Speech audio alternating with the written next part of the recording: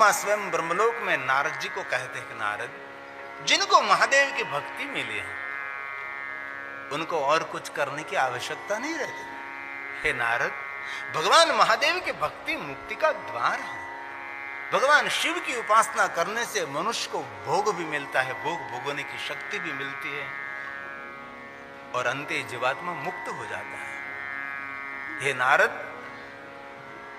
किन शब्दों में मैं आपकी प्रशंसा करूं? आप भगवान महादेव की कथा का श्रवण कर रहे हैं। जो भगवान महादेव की कथा श्रवण करने का फल मिलता है, फलम वक्तुं न शक्नोमि, इस फल का वर्णन करना मेरे लिए यह संभव नहीं है। नारद, मनुष्य अपना जीवन धन्य करना चाहते तो मनुष्य मात्र को भगवान महादेव की विशेष प्रकार से उपासना करनी चाहिए। हे नारद, भगवान शिव जी की भक्ति का द्वार बाल में भस्म का त्रिपुंड है और अंग पर रुद्राक्ष है और जपे पंचाक्षरम ओम नमः शिवाय मंत्र का जाप करे। नारद, जिनके मुख में भगवान महादेव का नाम निरंतर रहता है वो मुख मुख नहीं, वो गौमुख तुल्य है। जिनके भाल में भस्म का त्रिपुंड रहता है, त्रिपुंड के दर्शन करने मात्र से त्रिवेणी सदृशम, वो मनुष्य आदि व्याधि उपाधि में से मुक्त रहता है। जिनके कंठ में रुद्राक्ष रहते हैं, भगवान शंकर जी सदैव उनकी रक्षा करते हैं। इसलिए मनुष्य मात्र को रुद्राक्ष पहनने का संपूर्ण अधिकार है। भगवान शिव के दरबार में कोई जाति ज्ञाति वर्ण भेद ऊंच नीच ऐसा कोई भाव शिव जी के पास नहीं।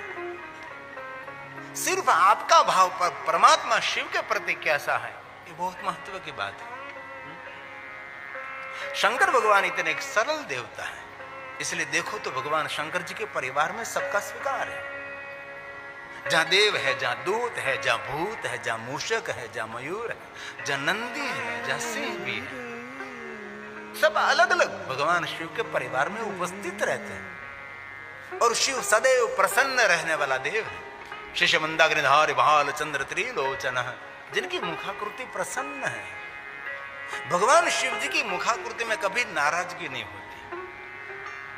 जो व्यक्ति नाराज रहता है वो व्यक्ति अपने जीवन में बहुत सफल नहीं हो सकता। इसलिए आपके चित्त, आपके मन की, आपके चेहरे की प्रसन्नता इस सफलता का द्वार भी है। मेरे युवान भाई बहनों को बहुत मेरे हृदय से प्रार्थना, बहुत पढ़े लिखे हैं, लेकिन आप जब इंटरव्यू देने के लिए जाते हैं तब आपकी मुखाकृति को पहले देखा जाता है।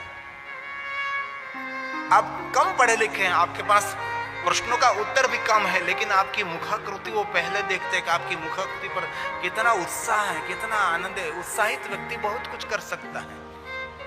और मैं एक दिल से बात कहना चाहता हूं, जो महादेव की साधना करते हैं ना, सही अर्थ में उनके जीवन में उत्साह रहता है, उत्सव रहता है, उसके मुख की प्रसन्नता रहती है। शिव जी की एक विशेषता है। शिव जी क्या देते हैं? शिव जी प्रसन्नता देते हैं। धन संपत्ति वैभव तो भगवान महादेव अपनी भ्रुकुटी मात्र से दे देते हैं ना। उनके पास कुछ भी नहीं, तो भी भगवान शंकर जी बहुत भ्रूप्रणीतम, जो पुष्पदंत महाराज ने कहा कि स्वयं के पास कुछ भी नहीं तो भी सबको दे देते हैं। हमारे पास कुछ है और हम देते रहते हैं, वो तो हमारे मनुष्य का लक्षण है, तो देते हैं। जो है और देता नहीं, वो असुरों का लक्षण है। बहुत कुछ है लेकिन देने का तो मन ही नहीं कर रहा है, असुर बुद्धि है। लेकिन आपके पास कुछ है और आप देते रहते हैं, तो आपको देव बुद्धि। जो देने का काम करता है वो देव है। जो कुछ भी नहीं तो अभी देता रहता है, वो मेरा महादेव है। कुछ भी नहीं तो अभी। इसलिए पुष्पदंत ने कहा सुरास्ता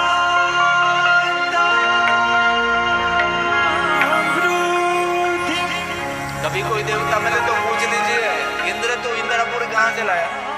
ब्रह्मा को पूछ लीजिए, विष्णु को पूछ लीजिए, राम को पूछ लीजिए, कृष्ण को पूछ लीजिए। सभी देवताओं को सामर्थ्य, वैभव, अरे कुबेर के पास जाओ। महादेव के साधना से सब कुछ कामना मनोकामना पूर्ण हो जाए। इसीलिए तो भगवान शिव जी का नाम मन कामेश्वर महादेव है। कोई देवताओं को कह सकते हैं मन कामेश्वर महादेव? शंकर जी का नाम है ना मन कामेश्वर महादेव, मन की कामना की पूर्ति करने वाला महादेव। इसलिए बहुत हृदय से आप सबको मैं दिल से कहना चाहता हूं कि आपके बच्चों को महादेव की भक्ति का दान करिए। भगवान विष्णु ने सर्व देवताओं को कहा परोपकारी माता पिता उनको समझना चाहिए जो माता पिता अपने बच्चों को अपने बालकों को भगवान महादेव की भक्ति का दान करें। अपने बच्चों को सही अर्थ में स्मार्ट बनाना चाहते हैं तो जरूर स्मार्ट मोबाइल तो जरूर दीजिए। मैं विरोधी नहीं हूं उस टेक्नोलॉजी का, लेकिन सही अर्थ में आपके बच्चे को स्मार्ट बनाना चाहते हैं तो मोबाइल के साथ साथ महादेव की भक्ति का भी दान करिए। बेटा थोड़ा सा भगवान शिव की उपासना भजन कर बेटा, शिव ही आपका सब तारणहार है। प्रभु समर्थ सर्वज्ञ शिव सकल कला सकल गुण भगवान शिव है। रामचरितमानस तुलसी ने कह दिया हे शिव ये मान। प्रभु समर्थ सर्वज्ञ शिव सकल कला ज्ञान वैराग भक्ति मुक्ति सब कुछ देने वाला योग ज्ञान वैराग्य निधि कुछ भी नहीं दे सकते ऐसा भगवान शिव के पास कल्पतरु सब कुछ देने का समर्देश ये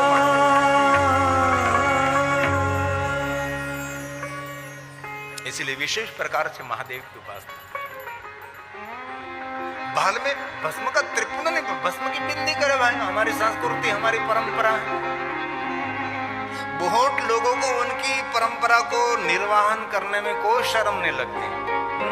हम लोगों को तो शर्म लगती है। 2 चौपड़ी पढ़ ली हमने, 2 किताब 2 बुक पढ़ ली, हम बहुत एजुकेटेड हो गए हैं। बाल में बिंदी करने की शर्म आती, कंठी पहनने की शर्म आती। वो लोग मूछ नहीं रखते, दाढ़ी रखते हैं, उनको शर्म नहीं आती, हम लोगों को शर्म आती है। अरे बाल में बिंदी करने की क्या शर्म। एक बार कोई देश में एयरपोर्ट पर हम इधर उधर घूम रहे थे, कोई कुछ मिलता नहीं था, कुछ कार्य था, तो हम देखते थे किसी के बाल में कोई तिलक है तो पहचान लेंगे कि ये हमारा भारत का कोई है। इसमें हम इधर उधर घूम फिर रहे थे तो एक व्यक्ति को मैंने देखा, उसके बाल में कुमकुम की बिंदी थी। मैंने उसको पकड़ा क्योंकि मैंने उसको पहचान लिया कि भारत का है, हमारे देश का है, हमारे देश की परंपरा है, हमारा परिचय है। इसलिए बाल में ऐसा नहीं, मैं संकुचित व्यक्ति नहीं हूं कि आप बाल में भस्म का त्रिपुण करे, भस्म की बिंदी करे। जो आपकी परंपरा में है, जिन संप्रदाय में आप हैं, जिन संप्रदाय का कोई चिन्ह, वो चिन्ह आपके बाल में होना चाहिए। और महादेव के भक्तों के लिए बाल में भस्म का त्रिपुण, मुख में शिव जी का नाम, शिव नाम तरिम प्राप्यम संसार बंतरंते, शिव नाम कुंठारण विनाश न जायते ध्रुव। जड़ मूल में से पाप को उखाड़ कर फेंकने वाला भगवान शिव का नाम है। एक शिव नाम में इतना सामर्थ्य है, इतने पाप को जला करते एक शिव जी का नाम, इतना पाप करने में कोई मनुष्य समर्थ भी नहीं। इतने पापों में से मुक्त करने वाले भगवान शिव हैं। इसलिए भगवान महादेव का भजन करें, निरंतर शिव जी को याद करें। समाज की, कुटुंब परिवार की व्यर्थ व्यर्थ व्यर्थ बात करते करते जीवन का अर्थ भूल जाते हैं, जीवन हमारा व्यर्थ हो जाता है। इसलिए आप थोड़ी हमारी दुनिया बदले, ऐसा भाव प्रकट करता हूं। एक बार शिव और पार्वती बैठे थे। पार्वती इतना सुंदर श्रृंगार करके बैठी थी, और नारी का स्वभाव रहता है श्रृंगार पहला उसका पति देखे। और नारी का स्वभाव भी है, कहीं जाना है तो श्रृंगार करते, सुंदर वस्त्र परिधान धारण करते हैं, सोने चांदी हीरे मोती के आभूषण पहनती हैं, सुंदर बाल स्ट्रेट कराती है, और मुखाकृति में क्या क्या सब कुछ लगाती है उसकी मेरे पास तो कोई नामावली नहीं है, लेकिन सब कुछ लगाने के बाद संपूर्ण एकदम टकाटक तैयार होकर श्रृंगार करके दूसरों को पूछने के लिए नहीं जाते, उसके पति को पूछती है मैं कैसी लगती हूँ। उसका पति प्रमाण दे तो ही प्रमाण सही, बाकी दुनिया कोई प्रमाण देते हो झूठा। और पति प्रमाण देता है, अंदर से सोचता है कि क्या प्रमाण दूं, पुराना फर्नीचर। लेकिन ये नारी का एक निजी स्वभाव है, उसके पति के मुख से अपनी प्रशंसा सुनने की अपेक्षा रखती है। इसलिए भाइयों को मैं कहता हूं, दुनिया को जितना सरल है, अपनी पत्नी को जितना है तो पत्नी की प्रशंसा करते रहो। ये सबसे बड़ी फॉर्मूला है। हम रास्ते में गाड़ी में बैठकर मैं और दिनेश भाई सेवक आ रहे थे निवास स्थान से यहां तक, तो उसने कुछ बात कही दिनेश भाई ने, तो उस बात में पत्नी का नाम आया। तो मैंने तुरंत उसको पूछ लीजिए, मैं तो जितने भी वक्ता में, तो प्रवक्ता, जितने प्रवचनकार हैं, कोई साहित्यकार, कोई हास्य कलाकार, कोई भी है, ये मंच पर आते हैं तो कोई न कोई दृष्टांत उसके पत्नी को बीच में लाते। मैं तो पत्नी क्यों को बीच में लाते हैं? तो आज सच मुझ उसने प्रवचन में पत्नी को बीच में नहीं लाए। मैं इंतजार कर रहा था, मैं तो कहीं ना कहीं तो आ जाएगी। सुबह मैं उठा था, मेरी पत्नी ने मुझे ये कहा, वहां से बात शुरू होती है। तो मैंने गाड़ी में ये चाबी बंद कर दी। मेरे साथ मैंने गाड़ी में बैठा तो मैंने कह दिया कि ये क्यों होता है, कोई नहीं बात अपनी पत्नी को लेकर आते हैं।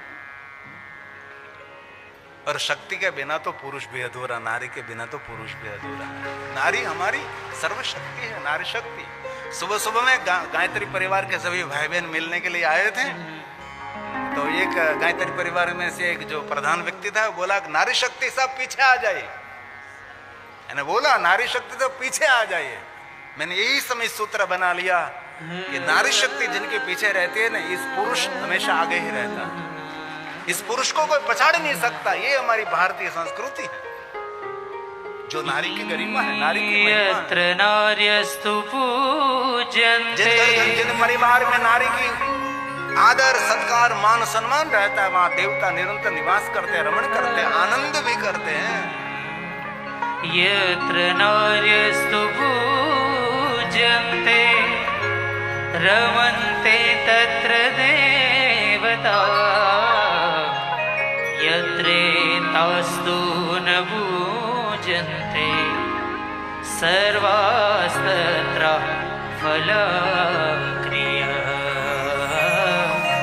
सर्वास्तत्र फलक्रिया। इसलिए हर भाइयों को मेरी प्रार्थना है, आपके घर में कोई भी नारी के रूप में उसका कभी अनादर नहीं करना। और किसी का अनादर हो जाए लेकिन माँ का कभी अनादर नहीं करना। हमारी साक्षात देवी, हमारी प्रकट माँ हमारी जनेता है। उससे बड़ी देवी क्या हो सकती है? पिता से बड़ा देव क्या हो सकता है? मातृदेवो भव पितृदेवो भव। और एक बात कहूँ, आप सब तो भगवान महादेव की कथा श्रवण करते हैं, आप तो हमारे लिए प्रणम्य हैं।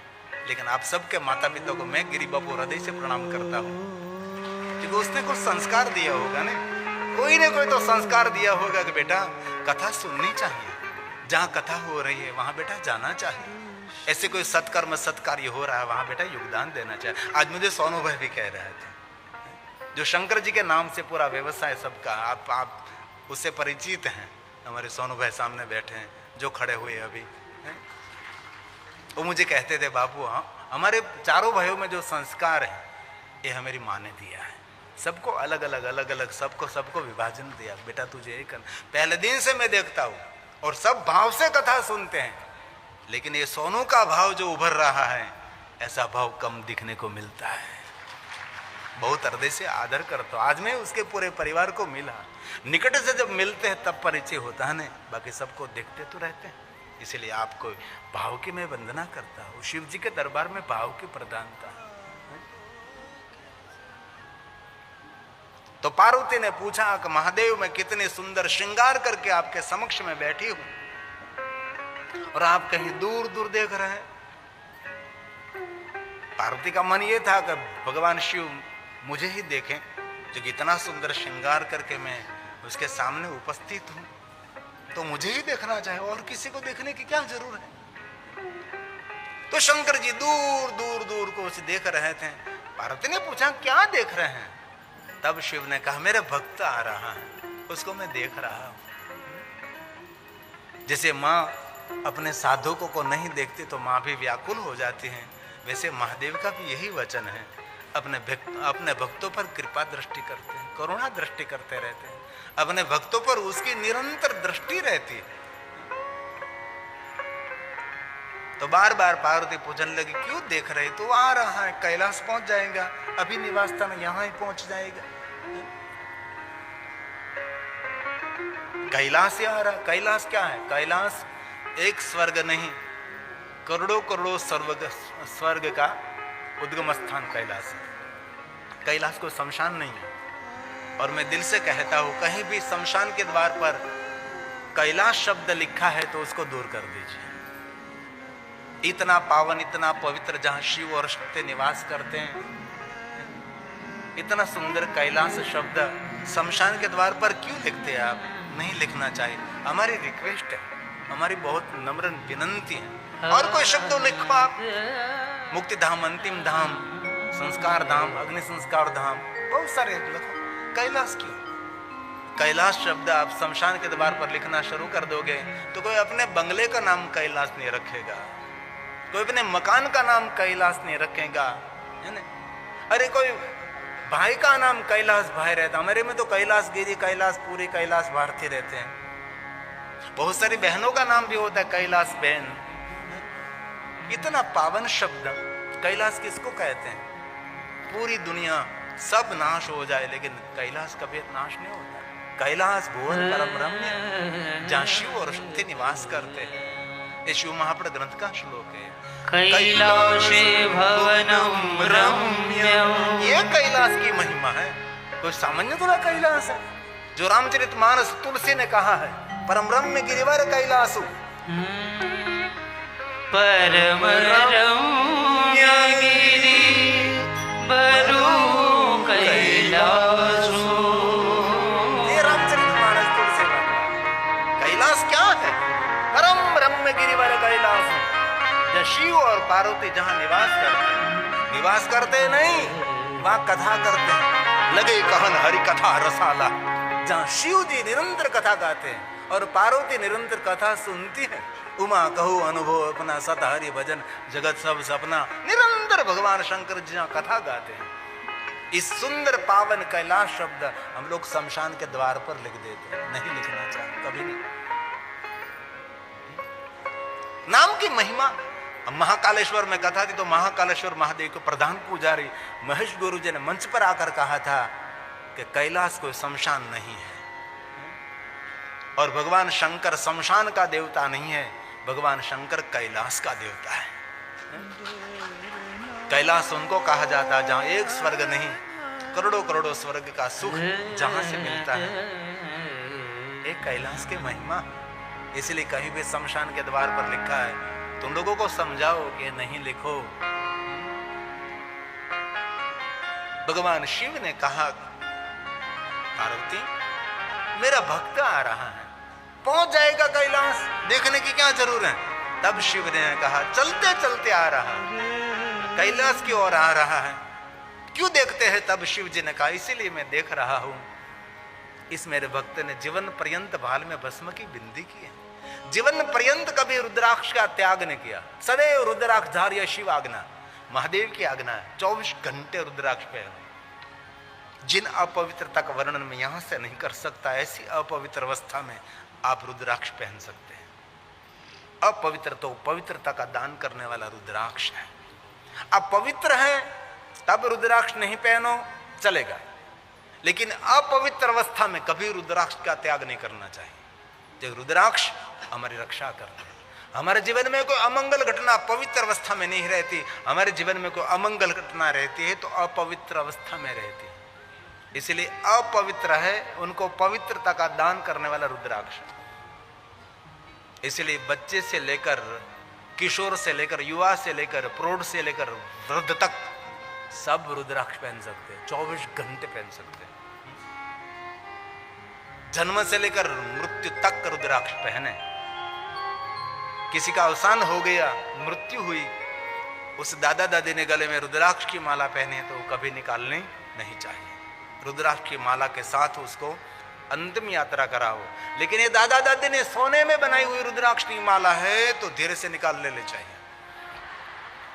जो कि मुझे तो कहना नहीं पड़ता, आप तो सभी एडवांस बुद्धि हैं,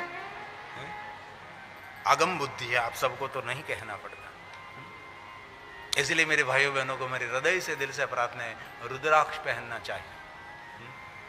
हर विद्यार्थी को रुद्राक्ष पहनना चाहिए। रुद्राक्ष हमारी रक्षा करते हैं, हमारा कवच है, हमारा रक्षक है। रुद्राक्ष भगवान शिव जी की करुणा का प्रतीक है, ये महादेव की करुणा का प्रतीक है। रुद्राक्ष की भिन्न भिन्न कथा है ना। कई पुराणों में कहा भगवान शिव जी ने युगों तक भगवान शिव जी ने आंखें बंद करके तपस्या की। बाबा ने नेत्र खोले, आइए पधारिए, नेत्र खोले, अश्रु बिंदु नीचे गिरे, वृक्ष प्रकट हुए, इनमें से फल उसके बीज, उसको रुद्राक्ष कहा गया है। इस रुद्राक्ष की एक महिमा भी है। विशेष रुद्राक्ष की महिमा।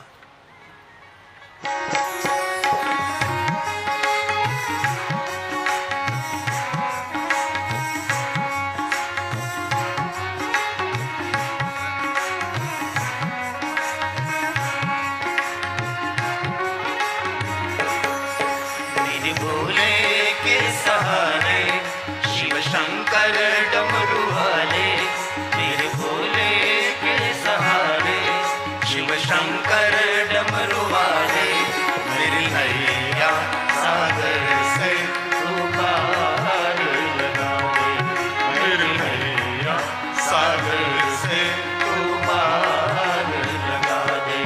मेरे भोले के सहारे शिव शंकर डमरू वाले, मेरे भोले के सहारे शिव शंकर डमरू वाले, मेरी नैया सागर से तू पार लगा दे, मेरी नैया सागर से तू पार लगा दे।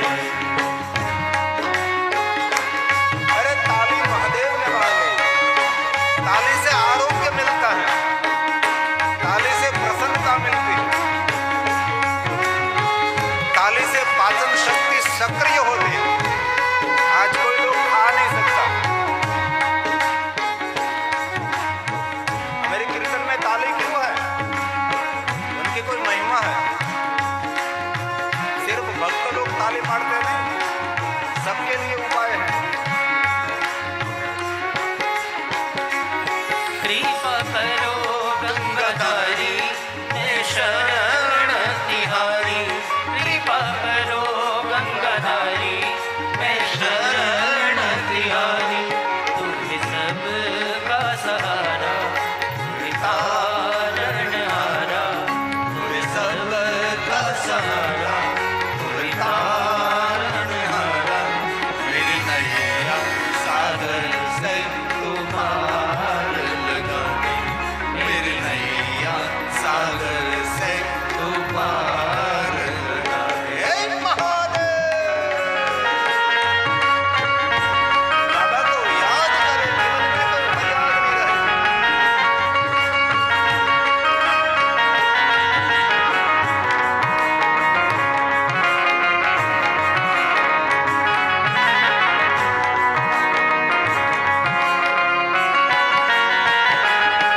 त्रिनेत्र त्रिशूलधारी नंदी पर है सवारी, त्रिनेत्र त्रिशूलधारी नंदी पर है सवारी, तुमके सुखदाता जगदीश्वर विधाता, भक्तों के सुखदाता जगदीश्वर विधाता, मेरी नैया सागर से तू पार लगा दे, मेरी नैया सागर से तू पार लगा दे। हे महादेव! शाबाश!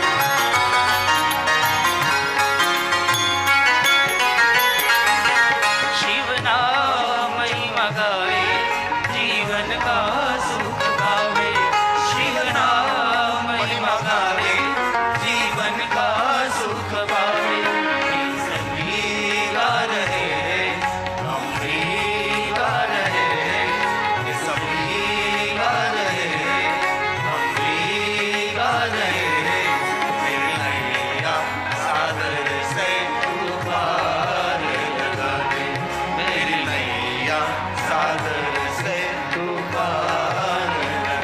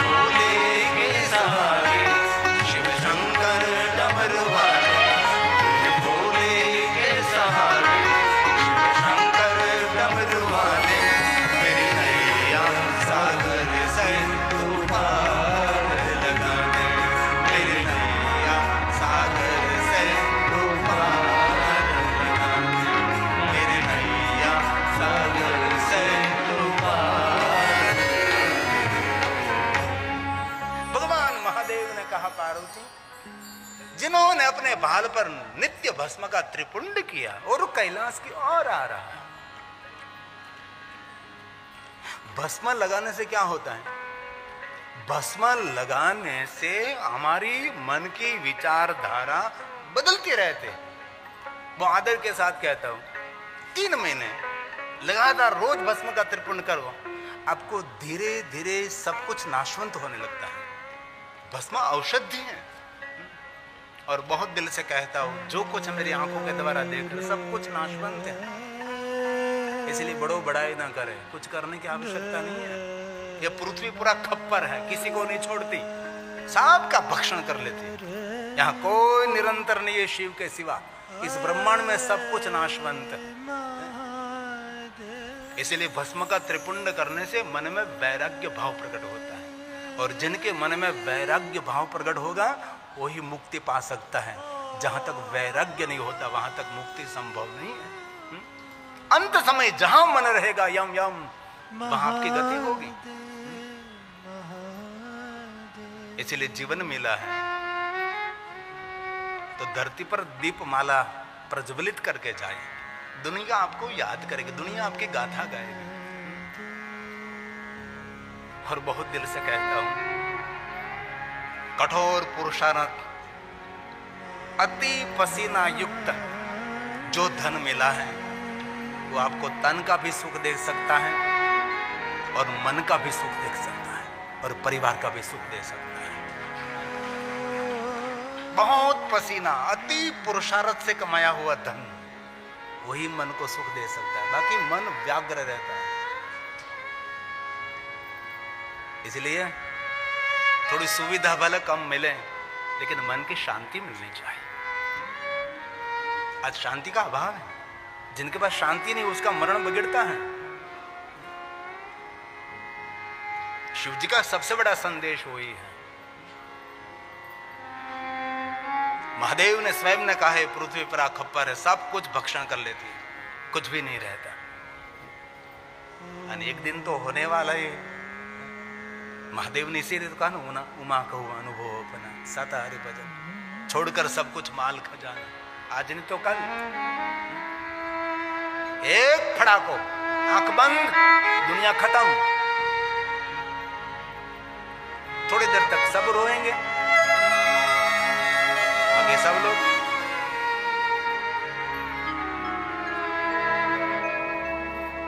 इसलिए जीवन की वास्तविकता को ध्यान रखें। भगवान ने कुछ दिया है तो सत्कर्म करिए, पुण्य कर्म करिए।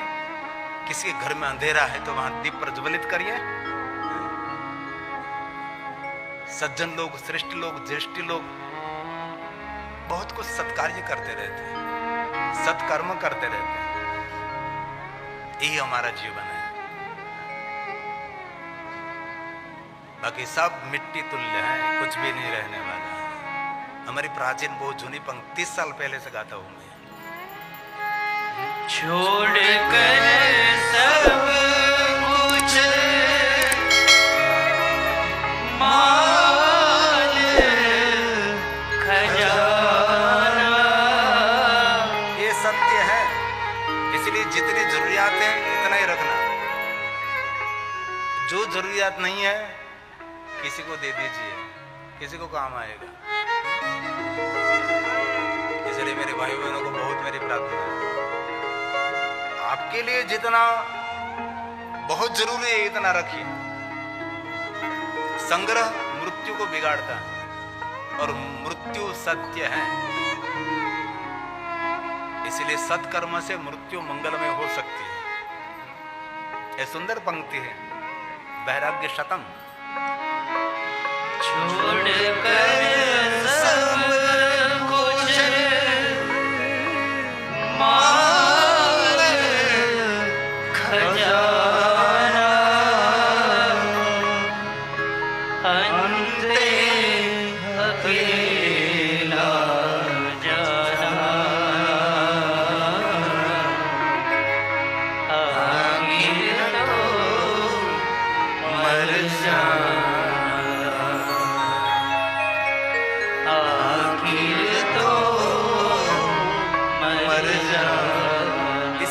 महादेव जी गले में सर्प पहनकर दुनिया को सावधान करते हैं, काल तेरे गले में पड़ा है। और दुनिया में कोई ऐसा व्यक्ति नहीं जिनको पता है मृत्यु किस दिन है। मृत्यु का कोई मुहूर्त नहीं है, कभी भी आपके पास आकर खड़ा हो सकता है। इसलिए जीवन की वास्तविकता को देखे हिसाब किताब सबको देना पड़ता है।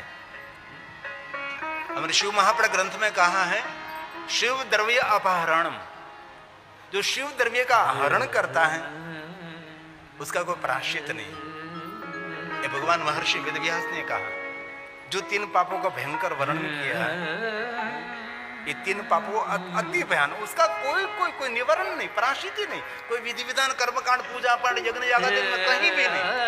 ये जो 3 पाप है ये शिव महापुराण ग्रंथ अंतर्गत है। शिव द्रव्यापहरणं शिव निंदा च कृतचित निंदा च शिवभक्तानां प्रायश्चितेन शुध्ययति प्रायश्चितेन शुध्ययति। शिव भक्त की निंदा करना, महादेव की निंदा करना, शिव द्रव्य का हरण करना। शिव द्रव्य मतलब शिवालय में से लिया हुआ धन, ये तो है ही, शिव से नाम से एकत्र किया गया धन, ये तो है ही। लेकिन शिव द्रव्य उनको कहा जाता है जो धन प्रजा कल्याण के लिए है। ये धन जो स्व के लिए उपयोग कर लेना वो शिव द्रव्य है। शिव का अर्थ है कल्याण, प्रजा कल्याण के लिए, जगत कल्याण के लिए जो धन एकत्र हुआ है वो धन हमारे लिए जो उसका प्रयोग किया जाता है उसको शिव द्रव्य कहा जाता है। इसका कोई निवारण नहीं है, बहुत परिणाम भयंकर आ सकता है उसको शिव द्रव्य का। शिव द्रव्य मतलब शिवालय में से चोरी करना, शिव जी से नाम से एकत्र किया हुआ धन। लेकिन गर्भित अर्थ उनका आचार्य लोग करते हैं कि शिव द्रव्य उनको कहा जाता है प्रजा के हित के लिए राजा ने जो धन दिया है, प्रजा के कल्याण के लिए राजा ने जो धन दिया है, प्रजा के सुख के लिए, प्रजा की सुविधा के लिए धन है। और ये धन प्रजा की सुविधा के लिए धन का उपयोग न हो और स्वयं की सुविधा के लिए धन का उपयोग हो जाए, उसको कहते हैं शिव द्रव्य अपहरणम। इसलिए बहुत दिल से कहता हूं, 3 टाइम भोजन मिलता है तो 2 टाइम भोजन करिए, 2 टाइम भोजन मिलता है तो 1 टाइम भोजन करिए, पूरी रोटी मिलती है तो आधी रोटी खाइए, लेकिन अपने पसीने की, अपने हक की, अपने पुरुषार्थ, अपने मेहनत की। ये प्रकृति सबका हिसाब किताब प्रकृति पूर्ण रखती है। इसलिए भगवान शंकर जी अपने अंग पर भस्म को धारण करके उनको सबको सावधान किया करते हैं।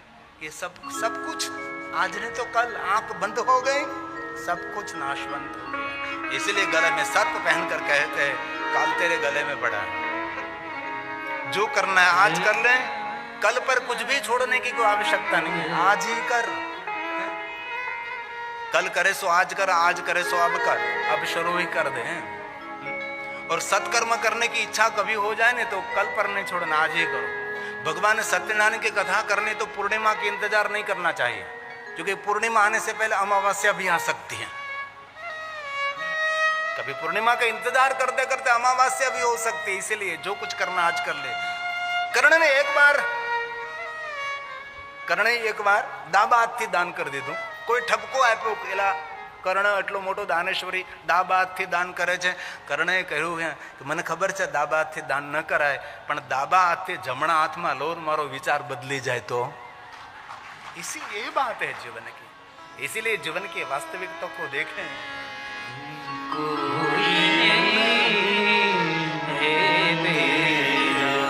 ये सब कुछ जहां तक ये शरीर में प्राण है ना, वहां तक ये मामा, ये मम्मी, ये पापा, बाकी कुछ भी नहीं। एक बार प्राण छूट गया, चलो जला दो उसको, राख कर दो, कुछ भी नहीं रहता। इसलिए शरीर के साथ हमारा कोई संबंध नहीं है, आत्मा के साथ हमारा। आत्मा चली गई, बॉडी शव मृतदेह, नाम भी नहीं रहता। ये क्या है तो मृतदेह है, ये क्या है तो शव पड़ा है, बॉडी पड़ी, कुछ भी नहीं रहता। इसलिए जीवन की वास्तविकता को गंभीरता से समझें। जीवन कितना है? 80 साल का, 90, 100 साल, कल जर्जरित हो जाएगा, पता भी नहीं लगेगा। और वृद्धावस्था किसको कहते पता है? वृद्धावस्था की संक्षिप्त व्याख्या क्या है? वृद्धावस्था, बुढ़ापा, जर्जरित शरीर उनको कहा जाता है। आपको सोने का बेड है, पलंग है, वहां से आपका बाथरूम 1 योजन दूर लगता है, उसको कहते वृद्धावस्था। 1 योजन, यहां से पलंग से वहां पहुंचना, ये आपके लिए 1 योजन दूर लगता है, उनको कहते बुढ़ापा, और सबके जीवन में आने वाला है। और एक बात मैं दिल से कहता हूँ, कभी महादेव की सेवा न हो सके, कभी राम की कृष्ण की सेवा करनी चाहिए, लेकिन न हो सके, लेकिन आपके मोहल्ले में, आपके आसपास शहरी गली में जो को वयोवृद्ध रहता है, उनकी सेवा करो। मेरा महादेव जी आप पर अमृत की बारिश करेंगे।